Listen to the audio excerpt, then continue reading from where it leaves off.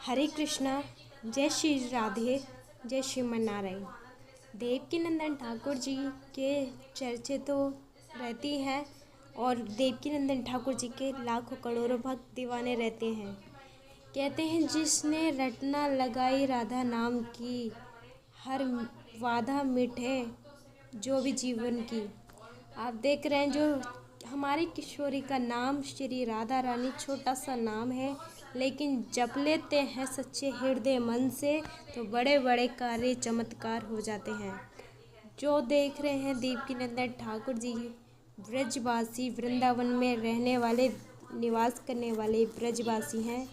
पावन कथा का रसपान सभी भक्तों को, बूढ़े जवान बच्चे सभी भक्तों को करा रहे हैं और इनकी वाणी से कथा सुनकर सभी भक्तों को परम आनंद प्राप्त, सुख की अनुभूति होती है।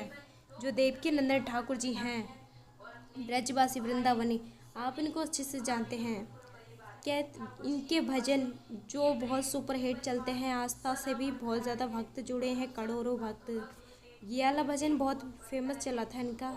मेरा मन पंछी गे बोले उड़ वृंदावन जाऊं, मेरा मन पंछी गे बोले उड़ वृंदावन जाऊं, ब्रज की गलियों में जा कर के राधे राधे गाऊं, मैं राधे राधे गाऊं, मैं श्यामा श्यामा गाऊं, मैं राधे राधे गाऊं, मैं श्यामा श्यामा गाऊं।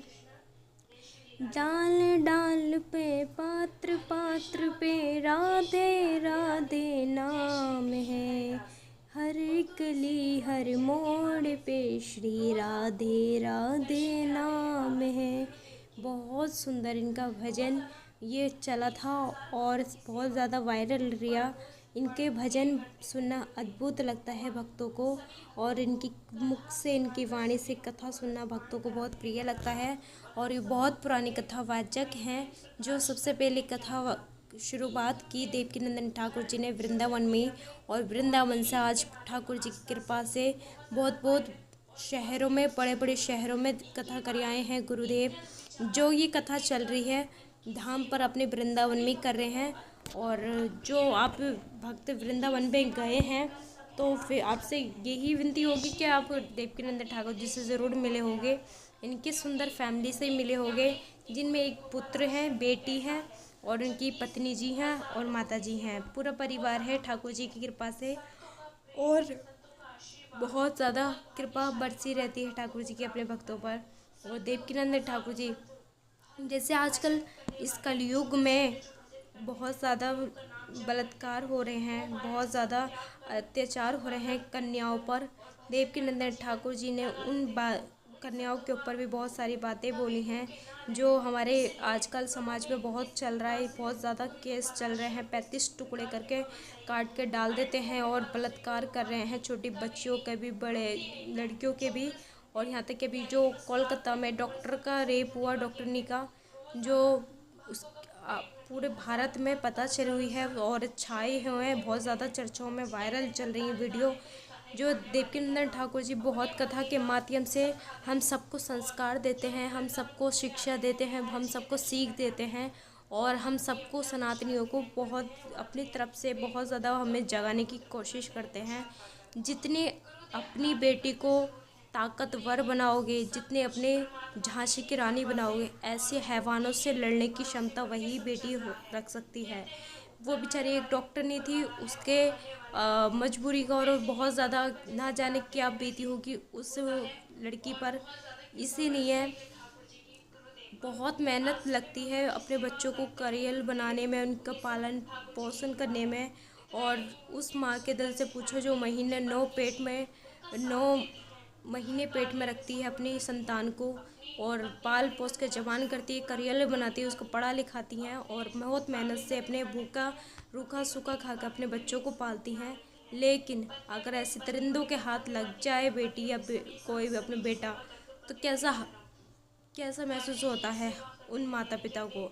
देवकीनंदन ठाकुर जी आज के नौजवानों को बहुत ज़्यादा सीख देते हैं, बहुत समझाते हैं और यही कहते हैं बेटी पढ़ाओ बेटी बचाओ। ये जो कहते थे ऐसा नहीं है, बेटों को भी कम से कम ऐसी शिक्षा दो ताकि दूसरों की इज्जत को ख़राब ना करें। बेटी अपने घर की शान होती है, बेटी अपने घर की इज्जत होती है और बेटे भी ध्यान रखें, अपने बेटों को भी यही सिखाओ कि जैसे हमारी घर की बेटी वैसी दूसरे की घर की बेटी, दूसरों के घर की इज्जत ना खराब करें।